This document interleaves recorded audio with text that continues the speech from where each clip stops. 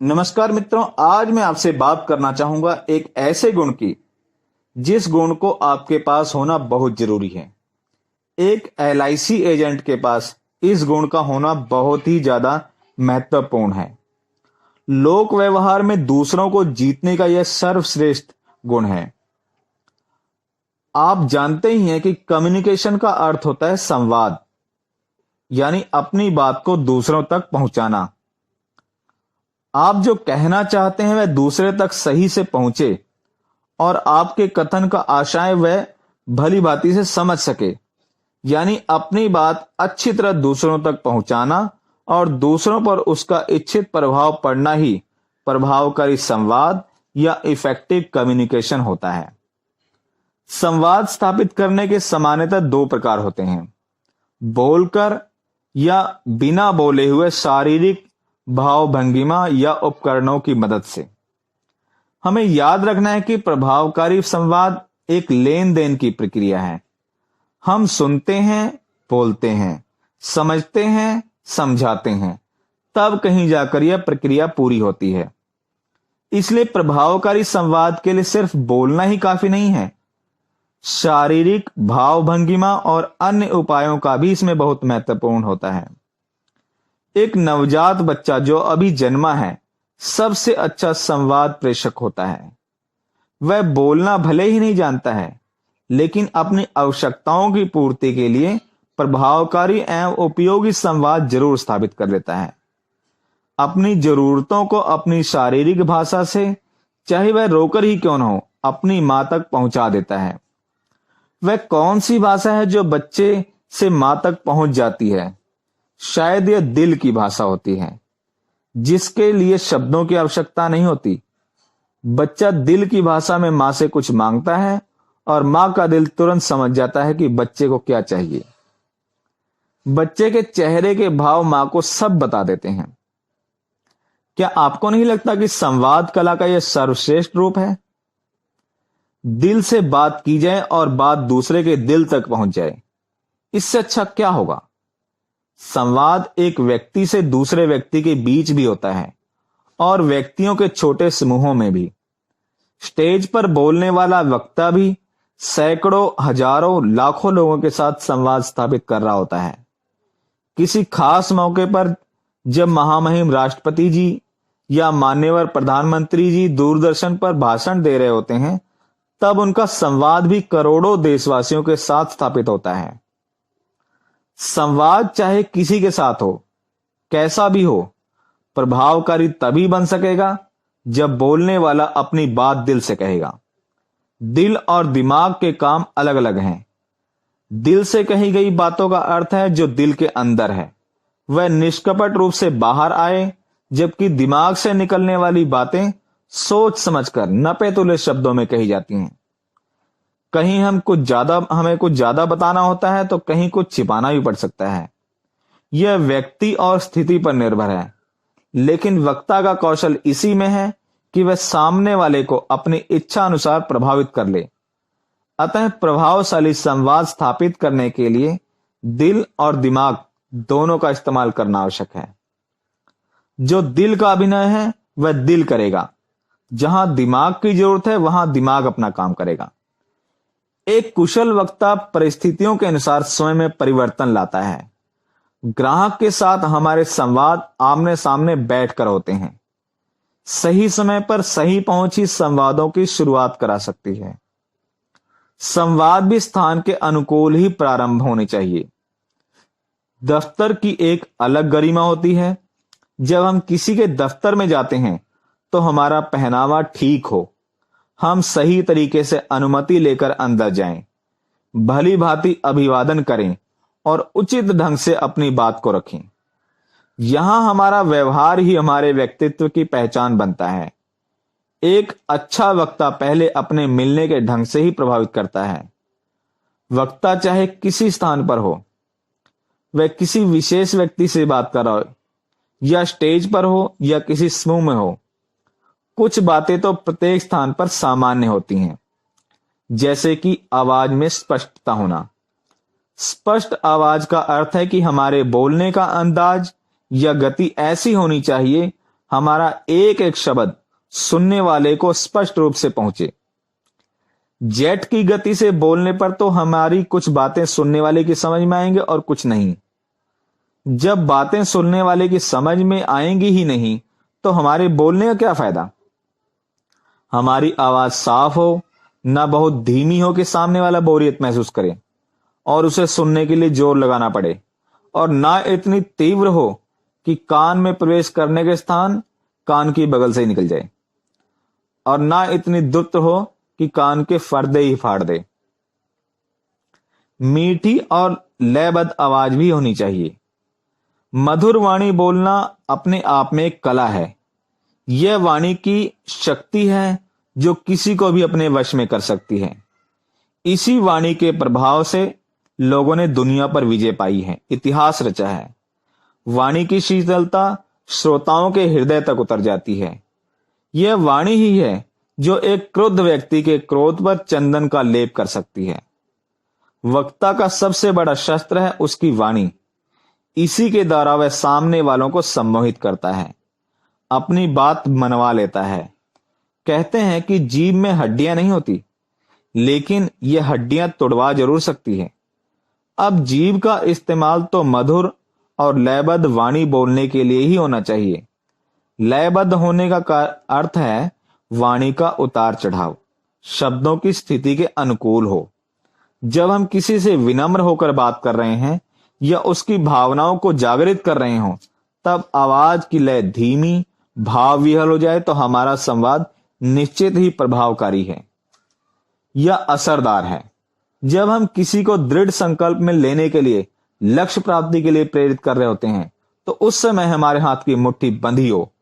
जब मुट्ठी बंध जाएगी तो हमारा आवाज जोश से परिपूर्ण हो जाएगा।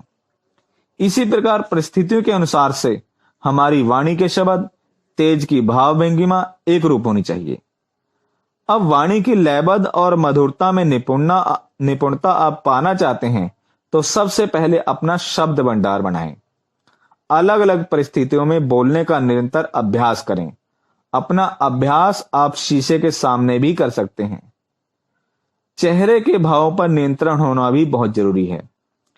चेहरा भी बोलता है, बिना होंठ हिलाए भी बोलता है। हमारे शब्द कुछ बोल रहे हैं और चेहरा कुछ, तो बात नहीं बनने वाली है। हमारे शब्द और चेहरे के भाव एक ही भाषा में बोलने चाहिए। भावों का सही सही संप्रेषण तभी संभव है।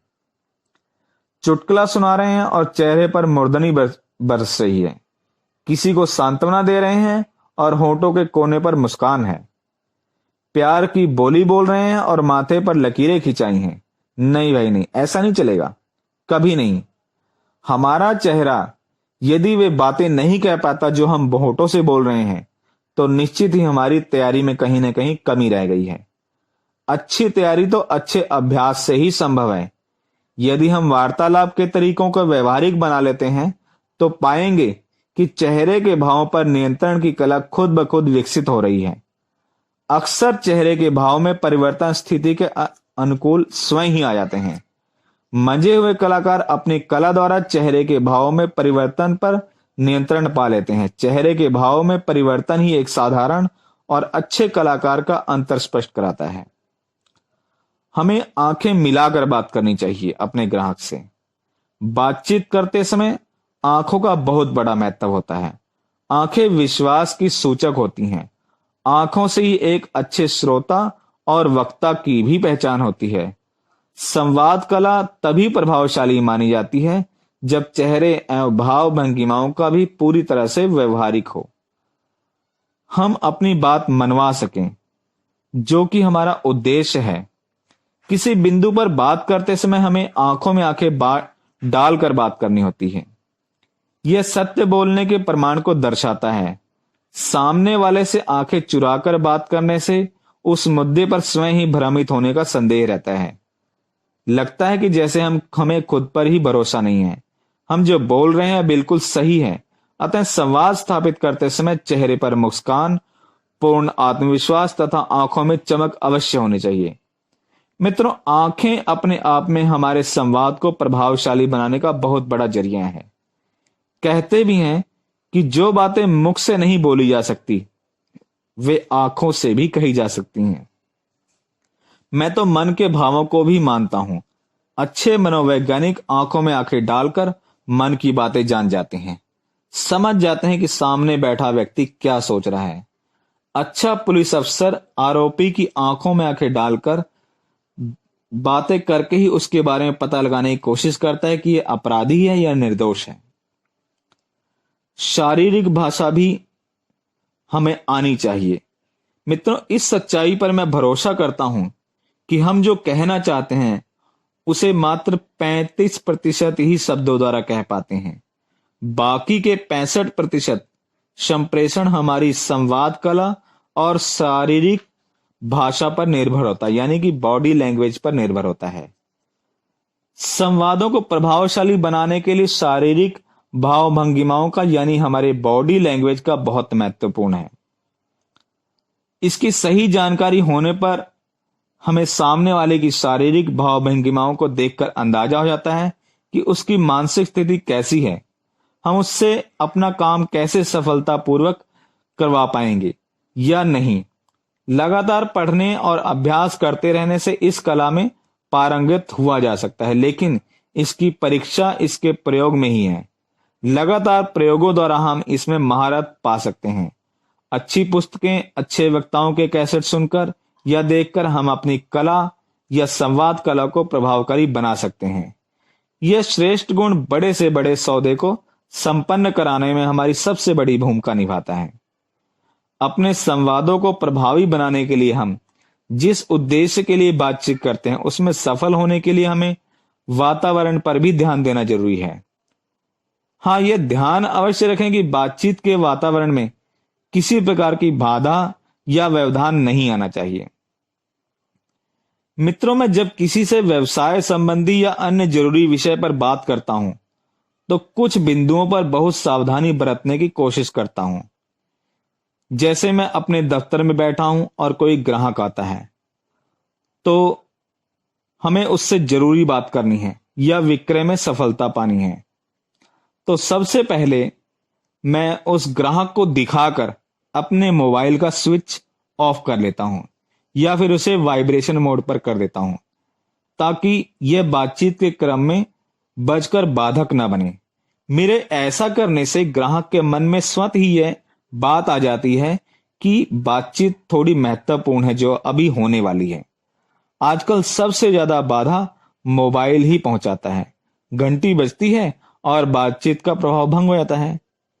कई बार तो हम स्वयं भूल जाते हैं कि बात कहां से शुरू की थी और कहां तक पहुंची थी। बातचीत फिर नए सिरे से शुरू करनी पड़ती है। मैं अपने बेस फोन को भी अंदर ही ट्रांसफर कर देता हूं ताकि यह बाधा ना पहुंचाए। जब मैं किसी के घर बातचीत के लिए जाता हूं तो अपना मोबाइल निकालता हूं, उसे स्विच ऑफ करता हूं, सामने रख देता हूं। इससे ग्राहक को महसूस हो जाता है कि बातचीत किसी महत्वपूर्ण विषय पर होनी है, इसलिए उसका भी पूरा ध्यान मुझे मिलता है और वह भी हो सकता है कि अपना स्विच ऑफ ही कर दे फोन हमें देखकर। बातचीत करते समय मेरे होठों पर मुस्कान होती है, चेहरा आत्मविश्वास से परिपूर्ण होता है, मेरी सोच सकारात्मक होती है, मुझे सफलता का पूरा भरोसा होता है। महत्वपूर्ण बिंदुओं की चर्चा करते समय मैं सदैव ग्राहक की आंखों में आंखें डालकर बात करता हूं। बातचीत के क्रम में मेरे चेहरे पर मुस्कान हमेशा बनी रहती है। मेरी सकारात्मक सोच मेरे आत्मविश्वास को बनाए रखती है। इससे संवाद भी प्रभावकारी हो जाते हैं। अपनी बातों की सत्यता प्रमाणित करने के लिए कुछ तथ्य या जरूरी कागजात भी मैं ग्राहक के सामने रखता हूं। मित्रों, व्यवहारिक जीवन में हमें हर कदम पर अपने काम निकालने होते हैं। अपने कामों को सफलतापूर्वक करवा लेना एक कला है। इसकी सफलता बहुत कुछ हमारे वार्तालाप के तरीके पर ही निर्भर होती है और मैं उम्मीद करता हूं कि आज की इस वीडियो से आपने भी वार्तालाप के कई टिप्स जाने होंगे, कई जानकारियां ली हुई और सावधानियां अब आगे से आप बरतेंगे और अपने बिक्री को संपूर्ण करेंगे, क्लोजिंग की तरफ ले जाएंगे। तो आज की इस वीडियो में मित्रों इतना ही। कल फिर मिलेंगे एक नई वीडियो में। नई जानकारी के साथ। तब तक के लिए धन्यवाद। जय हिंद।